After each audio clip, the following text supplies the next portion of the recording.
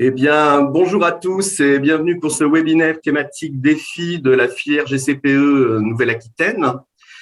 Passer à la diapo suivante, s'il te plaît, Benoît. Je me présente, je suis Philippe Blondeau, donc je suis ingénieur territorial défi pour la filière GCPE du réseau Auvergne-Limousin, également animateur éco-phyto et chargé de mission biodiversité à la Chambre régionale d'agriculture Nouvelle-Aquitaine basée à Mignaloux-Beauvoir à proximité de Poitiers. Cette série de webinaires que nous vous présentons, que nous vous proposons, s'inscrit dans le cadre de la déclinaison du colloque régional défi GCPE qui s'est tenu le 8 décembre dernier au lycée agricole de Loisellerie, donc en Charente.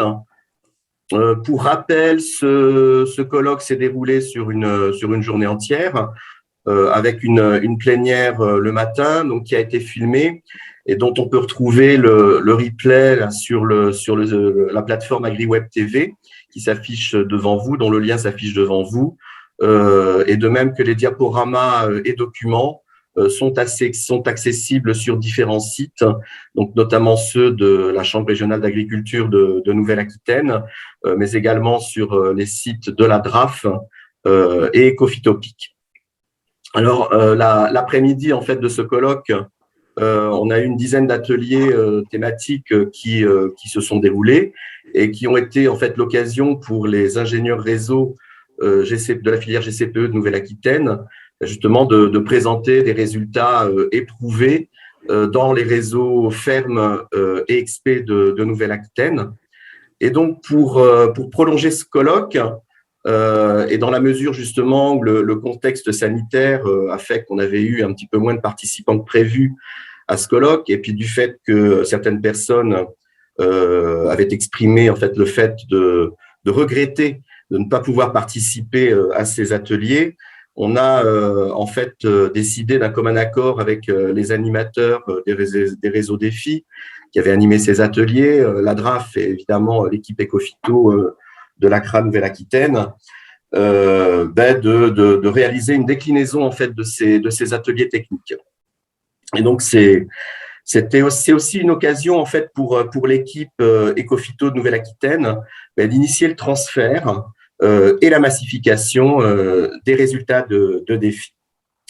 Donc nous avons donc sélectionné une série de 7 webinaires et donc c'est le deuxième que l'on vous présente aujourd'hui. Tu peux passer la diapo suivante, s'il te plaît. Voilà, donc juste pour vous rappeler sur cette diapositive les consignes concernant ce webinaire.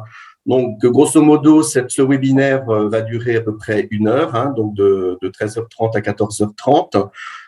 Il sera séparé en deux grandes étapes. Donc, une première présentation justement qui va durer 20-25 minutes, ponctuée ensuite donc d'échanges avec les participants. Donc, je pense que vous avez tous un petit peu maintenant vous savez un peu comment se déroulent ces webinaires. Et donc, pour tout ce qui concerne les questions, nous vous invitons à les saisir dans l'espace de discussion.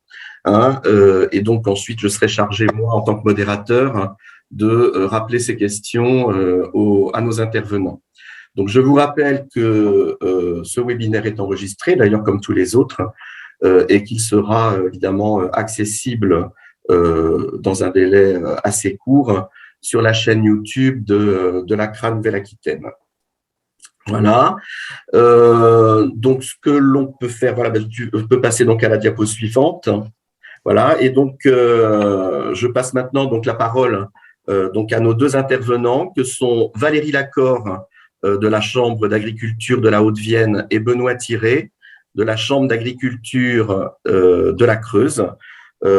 Qui vont vous présenter donc en alternance comment réduire les herbicides et gérer les rumex dans les prairies. Donc, je crois que Valérie, c'est toi qui commences. Oui, merci Philippe. Bonjour à tous. Donc, on va vous présenter, donc, comme l'a dit Philippe, la problématique rumex. Donc, nous, le rumex, ce sont des vivaces qui nous posent beaucoup de problèmes. C'est une plante très envahissante, de plus en plus présente dans nos prairies, notamment les prairies temporaires, La lutte devient de plus en plus, enfin, est très compliquée car la physiologie de cette plante est très, très complexe. Il y a une reproduction qui se fait par rhizome et il y a une reproduction qui se fait aussi par les graines. Il y a une grosse faculté germinative, puisque c'est des graines qui peuvent vivre 80 ans dans le sol. Et puis, le stock grainier important. On sait qu'une plante, un rumex, peut faire à peu près entre 3 et 4 000 graines par plante, donc c'est énorme. Ensuite, les rumex pénalisent l'exploitation des fourrages, que ce soit au niveau des fauches ou bien de la pâture. C'est très, très peu consommé par les animaux, donc ça occasionne beaucoup de refus. Il y a une forte concurrence spatiale sur la couverture de la prairie, on le verra un peu plus tard avec Benoît. Et puis, ça nécessite des interventions très contraignantes pour essayer de limiter la propagation, type fauche des refus, nettoyage des auges, râteliers, etc. Le rumex, il touche tout le territoire où il y a de l'élevage. Il est potentiellement présent sur toute la Nouvelle-Aquitaine. C'est 1,9 million de prairies, dont 700 000 hectares de prairies temporaires. Le territoire limousin, lui, particulièrement concerné, puisque ça représente un tiers de la surface en herbe de la Nouvelle-Aquitaine. Et à l'échelle d'une exploitation limousine, en moyenne, la surface en herbe représente plus de 80% de la SAU. Des structures qui évoluent ainsi que les pratiques depuis quelques années, comme un peu partout, on voit qu'il y a une baisse de la main-d'œuvre dans les exploitations. Donc, bien sûr, on essaye de simplifier le travail avec du pâturage plus continu. Donc, pas de fauche de refus, zone surpâturée. Il y a bien sûr moins en moins de disponibilité pour les solutions alternatives. Quand il y a de la main-d'œuvre, des agriculteurs, des parents un peu retraités faisaient un peu d'arrachage manuel. Ça peut paraître un peu aberrant, mais n'empêche, c'était une solution qui marchait bien. On simplifie toujours aussi le travail avec la distribution de fourrage en libre service. Il faut qu'autour des râteliers, il y a pas mal de graines. Il y a aussi une contamination des fumiers qui est plus importante, toujours par la voie du libre service. Et comme on épand de plus en plus de fumier sur les prairies, bien voilà, on sème des rumex. Et puis aussi l'utilisation de matériel agricole de plus en plus lourd, d'où des tassements des sols et qui nous fait ressortir les rumex. Il y a aussi l'évolution de la réglementation de la PAC aux dépens de la gestion agronomique, donc l'interdiction de retourner des prairies de plus de 5 ans. Donc, comme on a vu, sur des prairies de 6-7 ans, c'est pas là qu'on avait le plus de problèmes. Il y a donc une accélération des rotations, avec une remise en condition de lever des graines de rumex. Et puis, il y a l'évolution des produits phytosanitaires. Il y a bien sûr une baisse des produits homologués sur prairies, notamment sur des prairies avec des flores complexes, type graminées et légumineuses comme le trèfle. Donc, bonjour à tous, moi c'est Benoît Ferré, donc je vais vous présenter l'impact des rumex sur les prairies, donc comme a dit Valérie. Donc, tout d'abord, on va vous parler globalement un rappel sur les stades physiologiques des rumex, donc les différents stades clés, on va dire. Donc là, les 2-3 premières feuilles, c'est reprise de végétation. Après, donc vous le connaissez, le rumex, souvent c'est en forme de rosette. Et après, donc c'est la montaison, le stade clé, donc on en parlera plus tard, c'est celui-là, là, sortie, allongement de la hampe. Ensuite, on a la floraison, les fleurs qui commencent à arriver, floraison, apparition des graines. Donc c'est là, stade critique où ça commence à se disséminer, comme disait Valérie. Et ensuite, la sénescence. Donc après, on avait fait dans le Limousin sur 2-3 parcelles en Haute-Vienne et en Creuse, il y a quelques années déjà, un relevé hebdomadaire c'était de mars à septembre, il me semble. On prenait quelques pieds de rumex et on regardait les stades, à quel stade ils étaient et à quelle température, en somme de température, sachant que la base elle est au 1er février. Et donc, on faisait les sommes des températures. Donc là, on a les différentes représentations. Donc, vous avez les stades en bas, là, de l'apparition de la première feuille, donc reprise de végétation jusqu'à la sénescence. Et on notait donc en moyenne le nombre de degrés jour qui apparaissait. Donc, sachant que le stade Le stade clé, c'est celui-là, la sortie allongement de la haute florale. Et donc, c'est à ce stade-là, grosso modo, il faut intervenir. Après les travaux qu'on avait, là, on était entre 900 et 1100 degrés cumulés. Savoir que pour limiter l'émission de graines, à savoir, comme disait Valérie, donc ça se propage très fortement. Donc, si ça commence à monter à graines et que ça se dissimule, là, c'est très compliqué de le gérer. Donc, c'est fauche sur le premier cycle ou une pâture. Avec en derrière, on essaye d'éliminer les refus post-pâture. Donc, il faut intervenir, donc ce moment-là, intervenir lors de la sortie de la hampe florale. Donc, c'est stade ici, là, et avant la floraison, donc ça commence à monter à graines. Donc, la borne maximum, d'après l'étude, là, c'était sur 3 ans, cette étude-là qui a été réalisée. Ça serait 1100 degrés cumulés, en base 1er février, toujours. Hein. Et la borne minimum, juste avant la floraison, autour de 900 degrés, quoi. Entre 900 et 1100 degrés, on est à partir d'une base 1er février, on serait pas trop mal. Ensuite, comme disait Valérie, donc c'est un coût, parce que quand vous avez des rumex, donc d'abord c'est un coût, donc par exemple pour les broyer, là, donc on a fait c'est une étude par rapport au barème d'entraide. Donc globalement, donc les chiffres peuvent varier, mais on est sur cette base-là. Si on prend un broyeur axe horizontal à 3 mètres, avec un tracteur, on se base un tracteur entre 96 et 105 chevaux. Donc, on est sur un débit de chantier en moyenne qui est 1,5 hectare à l'heure. Donc, ça nous fait, on prend le coût de la main-d'œuvre, hein, 40,60 € de l'hectare. Donc, suivant une exploitation, si on a beaucoup à faire, ça commence à avoir un coût non négligeable. Donc, on a ce coût-là et ensuite, on a, comme disait Valérie avant, la perte par rapport à la productivité de la prairie. Donc, on avait fait une simulation il y a 2 ans pour les journées sur Château-Ponsac, les rumex en prairie. On a considéré en moyenne qu'un rumex, ça faisait 15 cm par 15 cm.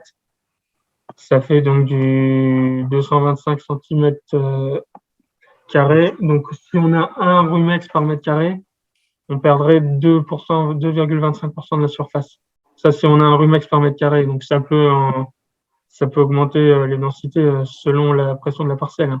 Donc, si on a un rumex par mètre carré, sur une prairie, admettons, qui fait 8 tonnes de matière sèche en Limousin, dans une année, on peut en sortir 8 tonnes par matière sèche. Une ou deux coupes, c'est jouable.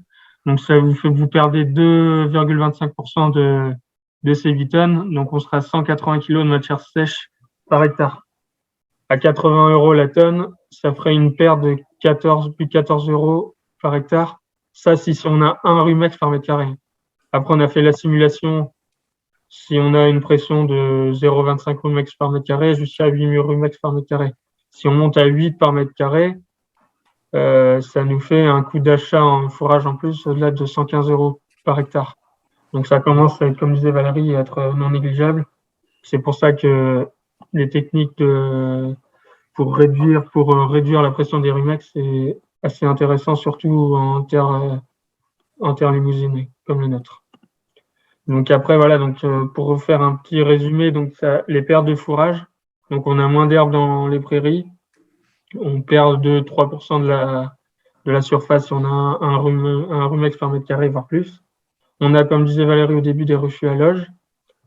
Ça engendre tout ça des broyages successifs, donc on intervient en plus, donc ça fait des coûts encore à l'hectare supplémentaires.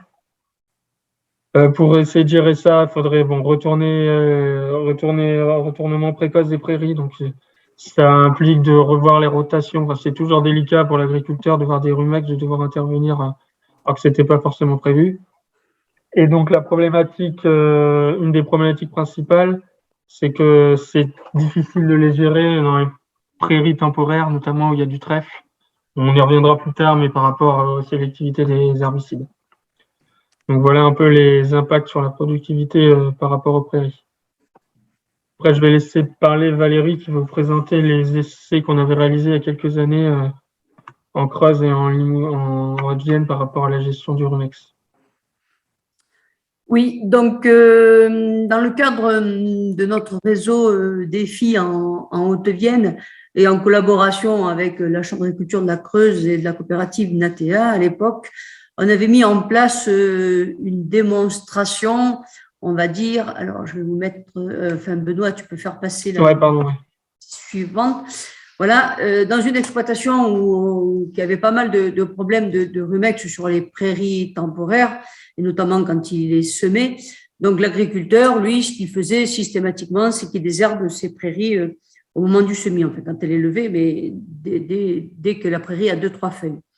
Donc, on a essayé de remettre l'itinéraire de l'agriculteur. Donc, en 2015, sur une prairie qu'il a semée, on avait mis plusieurs modalités en place. Donc, une modalité avec déchômage, sans déchômage. Donc, on le voit en haut, la partie jaune avec déchômage et blanche sans déchômage. Après, on avait fait des sous-modalités, donc avec fumier et sans fumier. Et ensuite, quand la prairie a été levée, on a fait une bande, donc de chaque côté, sans fumier, avec du désherbage chimique. Ça devait être du gratte-ciel ou de l'harmonie, enfin un sélectif trèfle, puisque c'est des prairies à base de dactyle, raies-gras, trèfle blanc. Donc, on avait désherbé la prairie quand la prairie avait 2 feuilles au niveau des graminées, pareil au niveau des trèfles. Et ensuite, cette prairie, une fois qu'elle a été implantée, eh bien, au printemps suivant, on avait fait 2 types de coupes, des fauches précoces, type enrubanage ou ensilage, et des fauches qu'on appelle plus tardives, type foin chez nous. Donc, quand on fait les foins chez nous, c'est à partir de deuxième quinzaine de juin. Donc, souvent, les rumex sont grainés. Et ce qu'on voulait voir en faisant des fauches précoces, type enrubanage, au mois de mai, en principe, les rumex étaient moins grainés. Donc, on a fait ça et on a suivi cette prairie pendant 3 ans où régulièrement, on allait faire des comptages de rumex, voir comment ça évoluait. Donc, si tu veux passer la diapo suivante, voilà. Donc, on a fait des relevés de densité de rumex au mètre carré de 2015, quand elle a été implantée, jusqu'en 2018. Et ce qu'on constate sur ce graphique, eh bien, c'est que globalement, quand on regarde avec déchômage, sans déchômage, que ça soit sans chimie, avec fumier ou sans fumier, on voit quand même qu'on a pas mal de rumex. Si on regarde, on a à peu près entre 15 et 20 rumex au mètre carré. Par contre, les 2 modalités, que ça soit avec déchômage ou sans déchômage et sans fumier, mais par contre, là où on a mis de la chimie, eh bien, on se rend compte qu'on avait quand même bien moins de rumex. Donc, la conclusion de cet essai qu'on a mené sur 3 ans quand même, ça a été un gros travail. Eh bien, c'est pas ce qu'on recherchait, mais on est bien obligé de constater que la modalité avec la chimie donne le meilleur résultat sur les 3 ans.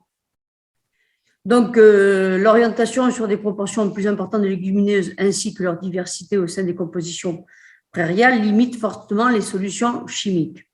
Donc, comme on vous l'a dit, c'est que les solutions chimiques, les désherbants, les herbicides qui sont homologués sur des prairies complexes et en plus qui ne tuent pas le trèfle, il y en a de moins en moins de produits. Ensuite, on voulait regarder donc les modalités fauche précoce et fauche tardive pour voir justement si avec les fauches précoces, on allait limiter le stock grainier. Bon, ça n'a pas été très, très concluant. Donc, la grosse conclusion de cet essai, eh bien, c'est qu'on voit bien que c'est toujours difficile à maîtriser, les vivaces. Et aujourd'hui, la seule solution, c'était le désherbage chimique sur les jeunes rumex, c'est-à-dire moins d'implantation de la prairie, qui reste la solution la plus efficace. Alors, on n'en était pas très fiers de cette conclusion, mais voilà, c'est un constat. Puis c'est quand même un essai qui a été fait sur 3 ans, voire 4, enfin, en comptant la première année d'implantation. Donc, on a dit, si la solution chimique, c'est celle qui ressort, comment on peut faire pour essayer quand même d'utiliser de la chimie tout en réduisant la quantité d'herbicides à l'hectare. Donc, on disait pourquoi pas aller vers de l'agriculture de précision type robot, drone, voilà. Donc, on était parti un peu là-dessus. Et suite à cet essai, on avait organisé en 2019, je crois que c'était en octobre ou novembre 2019, une journée régionale Nouvelle-Aquitaine sur cette exploitation. où la matinée, on a montré les résultats de ce qu'on vient de vous présenter rapidement avec Benoît et puis moi-même. Et puis l'après-midi, on avait fait venir on avait essayé de faire venir quelques marchands de matériel agricole et on avait contacté Ecorobotics, qui est une société en Suisse qui travaille un peu sur les pulvérisateurs haute précision. Donc, je ne sais pas, Philippe, si on fait une petite halte là. Je regarde dans le fil de discussion, il n'y a pour l'instant pas de questions, mais en tout cas, ce que l'on peut peut-être faire, c'est, n'hésitez pas peut-être peut-être à ce moment-là, peut-être de poser vos questions directement dans le chat, à moins qu'il y en ait qui voudraient s'exprimer. On n'est pas très nombreux, on est une 15 ou 18. S'il y en a qui veulent effectivement s'exprimer à l'oral, en levant la main. Alors, est-ce que je vais pouvoir voir tout le monde? Non, je ne vois pas pour l'instant de main se lever ni de fil de discussion. Ah si, j'en vois un. Ok, Monsieur Jude. Alors, ce qu'il faut que vous fassiez, c'est que vous activiez votre micro. Vous présentez aussi, pardon. Voilà, donc je m'appelle Jules Patrice, donc je suis sur la commune de Folle, canton de Bestines-sur-Gartempe, donc pas très loin de Château-Pensac. Je suis agriculteur à la retraite, maintenant je suis membre d'une SCEA, mais bon, je garde quand même toujours mon activité. Donc voilà, j'ai relevé quelques petits points où j'aurais besoin d'éclaircissement. On parlait à un moment des fumiers. Que font les graines dans le fumier composté? Alors, nous, on avait travaillé au niveau de la Chambre d'agriculture de la Haute-Vienne, on avait travaillé dans les années 2000, après 2003, 2005, on avait regardé un petit peu le compost, et puis il y avait aussi au niveau Massif Central. Ce qu'on est sûr, c'est que si on composte les fumiers, là je ne l'ai pas dit, là c'était du fumier pas composté, mais si on composte les fumiers, alors du vrai compostage, c'est-à-dire de retournement d'andin avec montée en température 80-90 degrés, nous on avait fait des mesures au niveau de la Chambre d'agriculture de la Haute-Vienne, on est sûr que les graines ne vont plus germer. Donc on sait très bien que le compostage sur l'élimination des graines, quelles qu'elles soient, marche très bien. Oui. Alors, vous parlez de 80 degrés. Moi, j'ai testé un petit peu les andins, 60, 65 degrés. J'ai rarement vu monter au-delà. Alors après, les conditions changent, l'humidité, effectivement. Mais même dans les meilleures conditions, au-delà, allez, 65 degrés, j'ai pas vu de truc. Donc, à 65 degrés, est-ce que les graines sont touchées? Moi, nous, ce qu'on avait fait, c'était, on n'avait pas eu de mal à monter à 80-90. On avait mis des sondes entre deux retournements et on y montait facilement. Alors, quand c'est vraiment du vrai compostage avec vraiment un vrai retournement d'andin. Ah ben là, il est retourné 2 fois, comme vous disiez, là, donc avec la machine de l'Aclima qui passe, donc avec un vrai retourneur, donc ça peut pas être mieux. Voilà, donc moi, j'ai pas constaté une montée en température aussi importante. Donc voilà, je ne sais pas si c'est efficace ou pas. Bon, donc, mais sur le principe, c'est quelque chose qui doit être efficace sur le principe. Oui. Le compostage n'est pas inutile sur ce point de vue-là, au moins. Non, pour assainir les fumiers au niveau mauvaises herbes, graines de mauvaises herbes, on sait que le compostage marche bien. Voilà, parce que aujourd'hui, on entend tout et n'importe quoi d'une année sur l'autre. Là, aujourd'hui, moi, j'ai entendu dire que le compostage, ça n'était plus, comment ils appellent ça, là, écologique, je sais pas quoi, c'est plus, ça correspond plus, je sais pas pourquoi.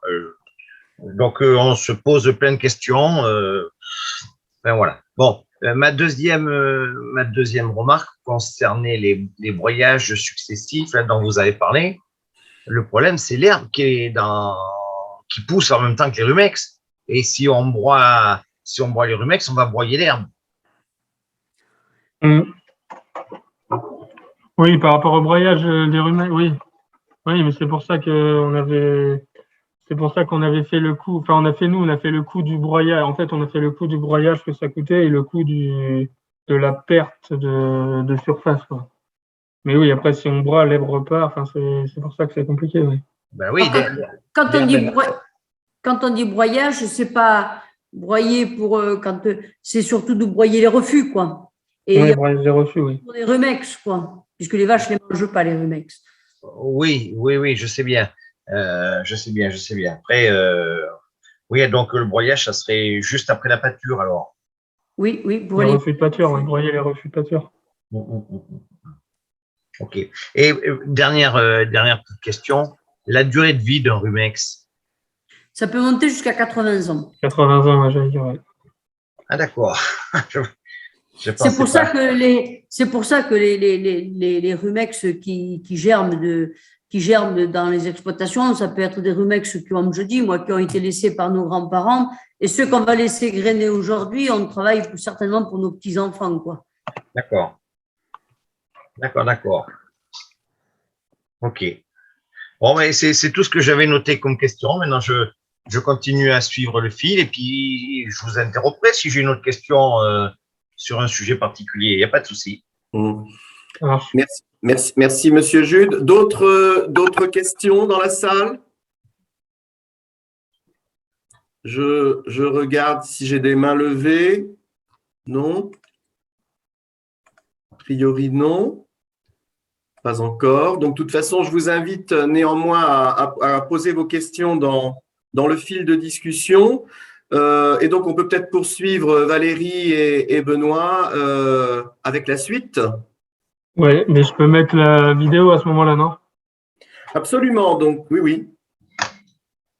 Donc là, il faut que tu… Attends. Ouais, après, donc la vidéo, on peut peut-être expliquer… Ouais. En fait, on a fait, donc, comme a dit Valérie, en 2019, EcoRobotics, ils étaient venus montrer leur…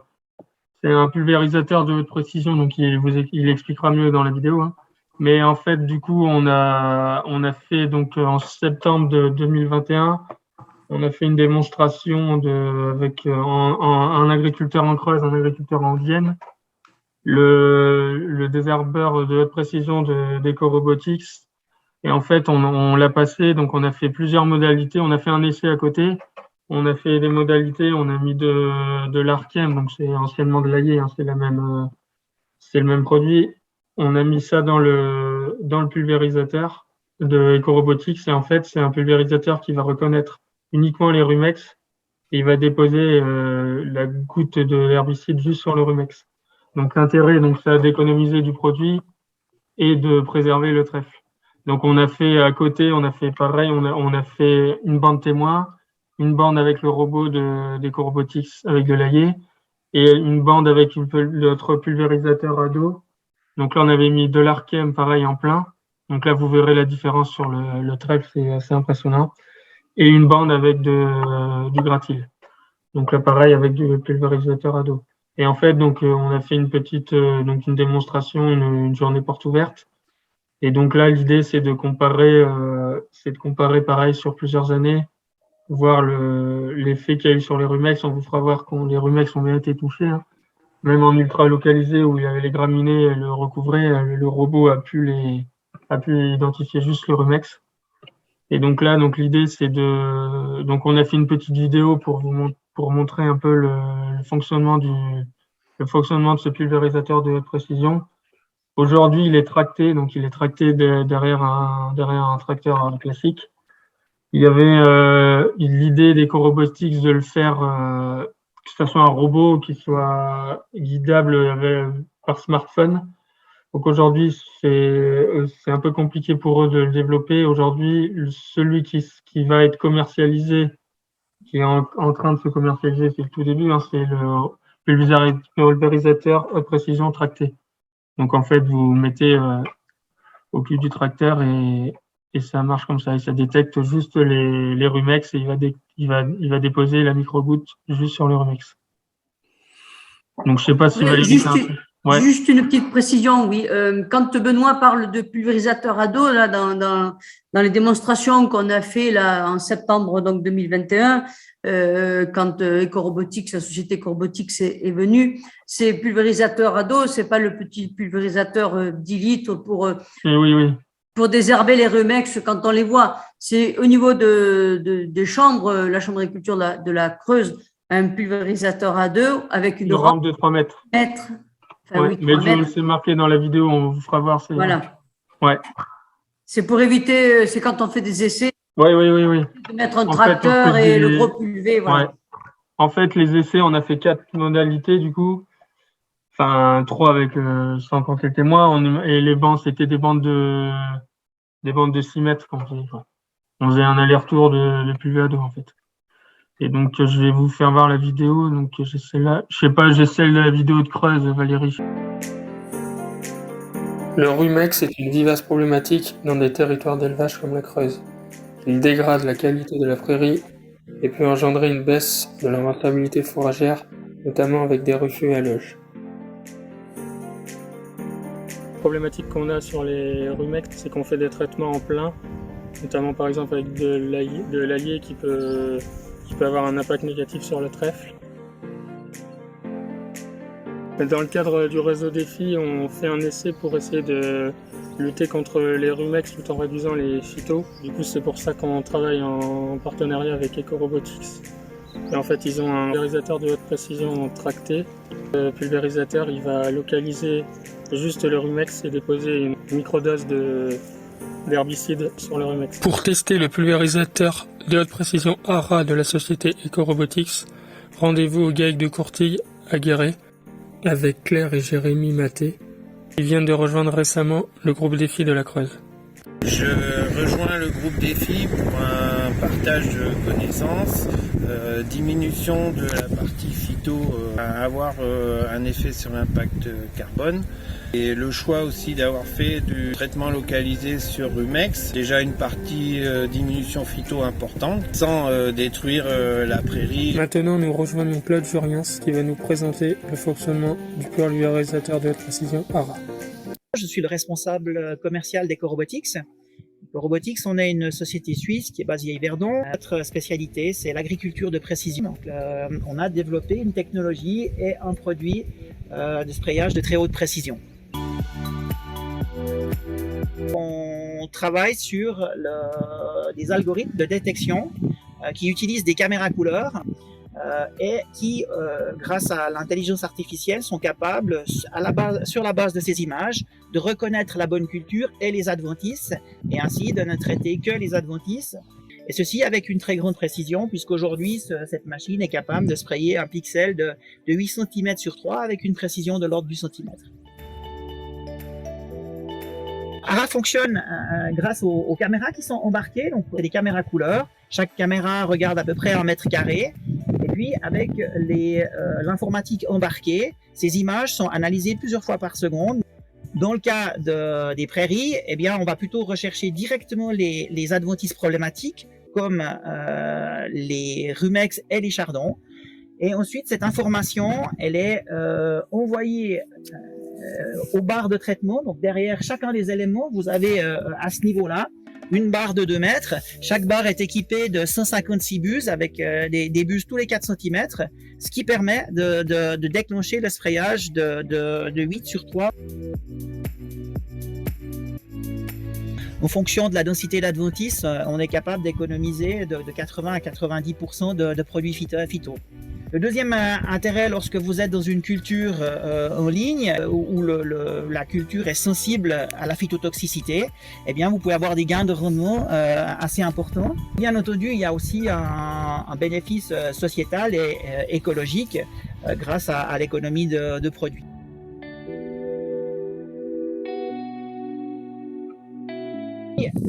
C'est une machine qui sera vendue aux alentours de 90 000 €. Mais je pense que ce qu'il faut regarder, c'est le coût à l'hectare et le retour sur investissement. Donc, comme c'est une machine qui est capable de traiter quand même pas mal d'hectares par jour, elle a un débit de chantier de l'ordre de 3 à 4 hectares de l'heure. Elle est capable de travailler la nuit aussi. Donc, vous êtes facilement sur des surfaces qui vont être de l'ordre de 60 à 70 hectares par jour. Dans le cadre du réseau défi, nous avons donc réalisé un essai comparant plusieurs modalités de traitement du rumex. Un témoin non traité, un passage au pulvéa d'eau avec du gratil en plein, un passage au pulvéa d'eau avec de l'allié en plein et un passage avec le pulvérisateur de haute précision ARA de Robotics avec de l'allié.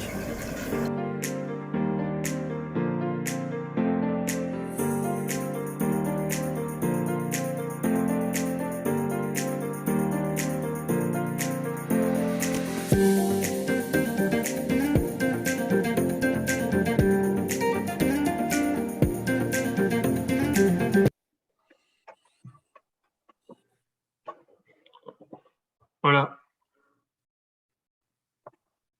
Ça a été un tout petit peu vite à la fin, là, les nuances des différents traitements. En fait, ça devait faire moins de 5 minutes et c'était, oui. D'accord. Non, Oui, mais je sais pas. Il y a le film de la Haute-Vienne. Alors, on a fait le même film en Haute-Vienne, donc chez Philippe Dumain, puisque nous, ça s'était fait la veille chez Philippe Dumain, où il y avait, on le voit là, le tracteur et tout ça, avec une parcelle où il y avait beaucoup de trèfle. Et c'est vrai que le résultat, au bout de 15 jours, c'est vraiment spectaculaire. ouais, c'est sûr. Mais en fait, ça se voit moins sur la vidéo. Mais en fait, c'est ça, là. L'allié en plein, il est là. Et l'allié avec le robot, il est là, oui. Sur la vidéo, ça se voit moins, mais... T'as pas la vidéo du 87? Non, On vous devrait- l'avez mis sur YouTube, non? Oui, c'est sur YouTube. Tu vas sur YouTube, Chambre d'agriculture, ou sinon C'est Chambre d'agriculture 87, c'est une amie. Oui. Oui. Elle y est parce que j'ai été la voir ce matin.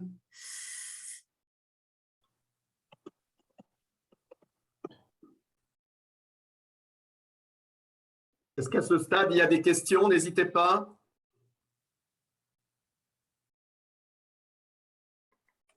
Ouais, attends, je vais faire ça. Il faut que je repartage, du coup. Oui, et puis tu passes le début et Et la fin, ouais, attends. tu vas directement à la fin.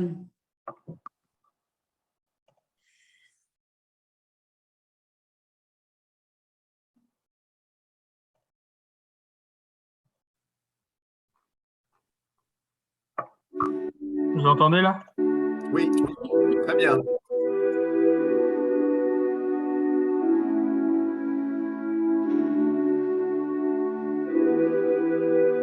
Bonjour, Valérie Lacor, ingénieure réseau du groupe Défi Haute-Vienne. Il est composé de 11 exploitations polyculture élevage. Au niveau de l'assolement, il y a 70 à 80% de prairies. L'objectif est de maintenir, voire d'améliorer l'autonomie fourragère et alimentaire tout en diminuant l'utilisation de produits phytosanitaires. L'autre objectif, c'est de maîtriser les vivaces, notamment sur les prairies. Et la principale problématique des éleveurs en Limousin, c'est le rumex sur prairie.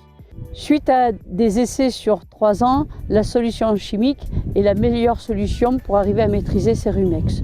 Le problème de la solution chimique, c'est qu'il y a peu de produits homologués sur prairie temporaire et sur prairie permanente, et de plus, il y a une phytotoxicité sur les trèfles. C'est pour cela que le pulvérisateur de haute précision ARA peut être une solution d'avenir. Bonjour, mon nom c'est Claude Durian, je suis le responsable. Tu peux passer un peu, Philippe. Je vais le mettre à la fin, oui, attends. Là. L'agriculteur, oui, qui parle. Avant. Ouais. Je vais mettre l'agriculteur, je te laisse la fin. De 60 à 70 hectares par jour en fonction du nombre d'heures que vous pouvez travailler. Dumas Philippe, je suis de Château-Ponsac, je suis agriculteur. Donc depuis 8 ans, je fais partie du réseau Défi. C'est dans le cadre de ce réseau qu'on essaye de mettre en place des protocoles pour diminuer la consommation de désherbants sur différentes plantes. Et plus particulièrement ici sur le rumex qui est quand même très invasive sur mon exploitation. Et donc, on a fait venir cette société éco-robotique avec ce matériel qui est très performant. Je pense que c'est un outil qui devrait s'acheter soit en grosse CUMA cantonale, soit en CUMA départementale, parce que c'est quand même ça coûte relativement cher. Et bon, à mon avis, ça mériterait aussi d'avoir quand même des aides spécifiques, soit de la région, soit de l'Europe. Ça serait bien qu'il y ait des aides un peu plus conséquentes sur ces nouveaux matériels.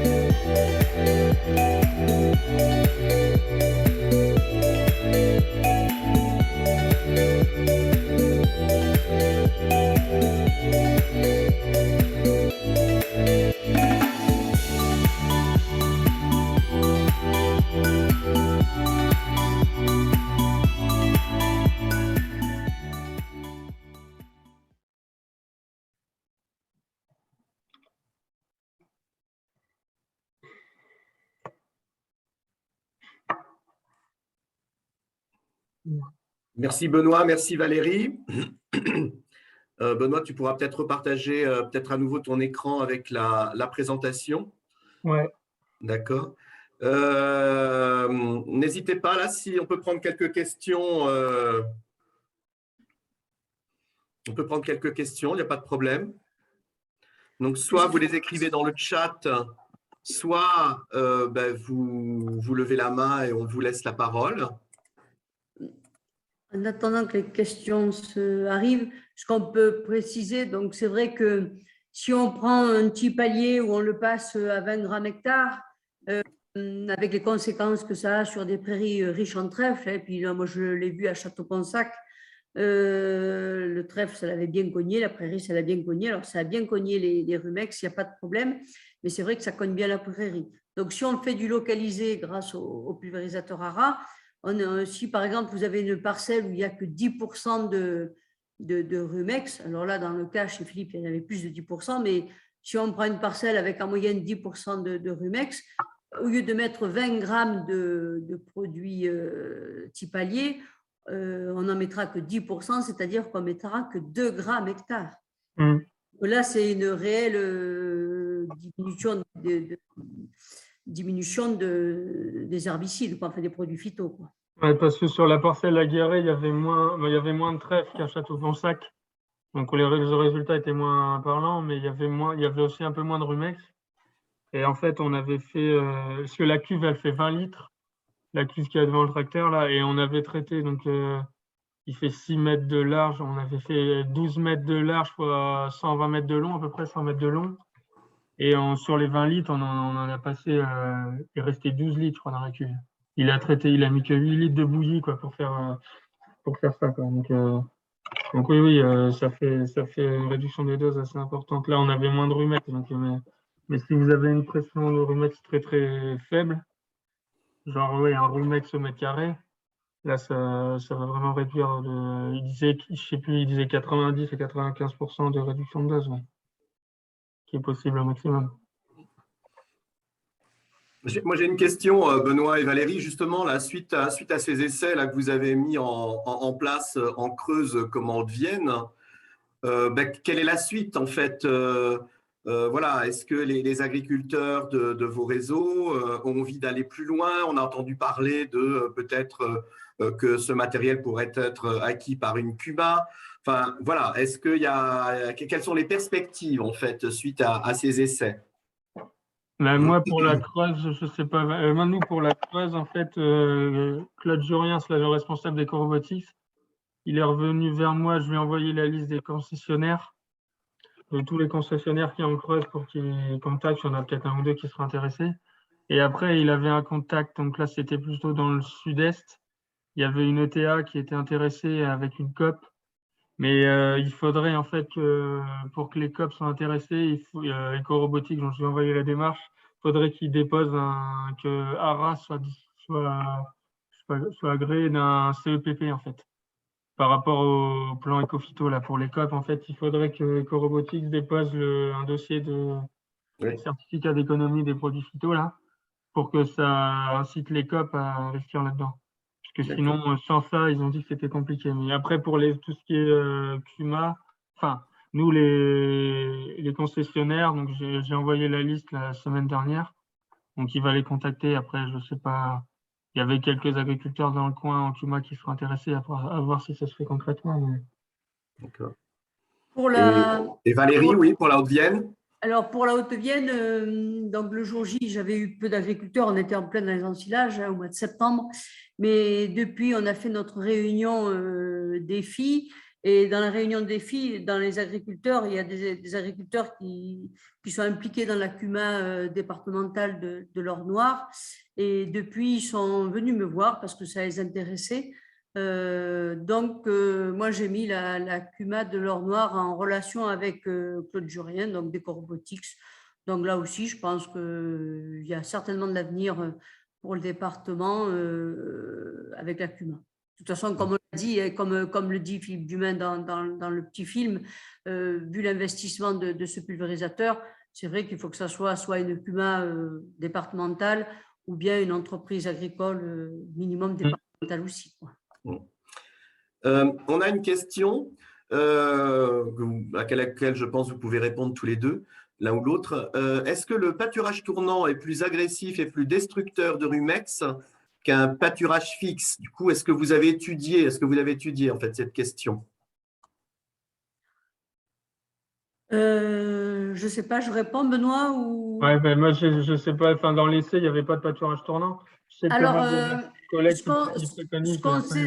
qu'on sait, c'est que quand on peut faire du pâturage tournant, on va dire, entre guillemets, intensif, ben, c'est vrai que les vaches restent moins longtemps sur une petite surface et elles vont moins trier. Donc, je ne dis pas qu'elles vont manger les rumex, parce que moi, j'ai toujours du mal il y a des fois des gens qui me disent, enfin des agriculteurs ou des organismes qui me disent elles arrivent à manger les rumex ou les jaunes. Moi, je ne connais pas, ou il faut vraiment qu'elles crèvent de faim. Donc, en fait, il y a peut-être, avec le pâturage tournant intensif, il y a peut-être une pression un peu plus sur le rumex, mais c'est le tout quand même de ne pas laisser les rumex monter. C'est ce qui est le plus important. Donc, les vaches ne le mangeront pas, donc les rumex monteront, quoi. Merci. Est-ce qu'il y a d'autres questions? J'en ai pas d'autres dans le chat.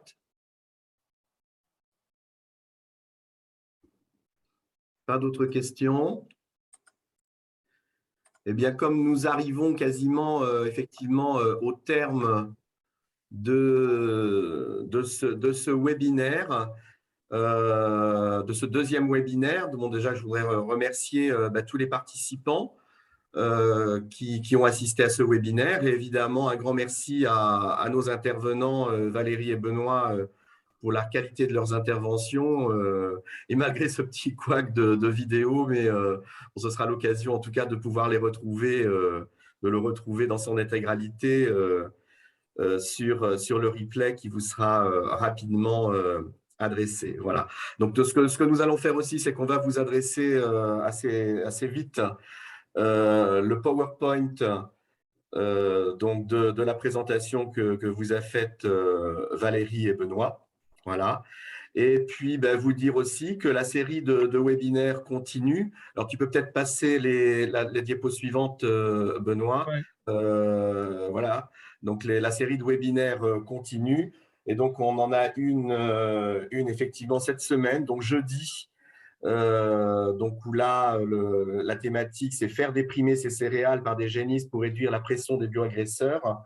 Et donc, ce sera présenté par Salomé Copin, donc ingénieur réseau de la Fédération des CIVAM en Limousin. On aura également la semaine prochaine, mardi 22 février, de 9h à 10h, cette fois, et pas loin d'après-midi, donc une intervention de Joseph Yu, hier, ingénieur réseau du CIVAM Marais Mouillé, sur les brebis dans ces couverts en agriculture de conservation, un levier pour maintenir mon IFT à bas niveau d'intrants et consolider ma viabilité de ma ferme. Puis en mars, le jeudi 3 mars, une présentation sur comment concevoir une rotation avec un travail du sol limité et sans produits phytosanitaires en polyculture élevage grâce à l'introduction de couverts végétaux, donc présenté par Lucille Piton, ingénieur réseau du CIVAM du Haut-Bocage.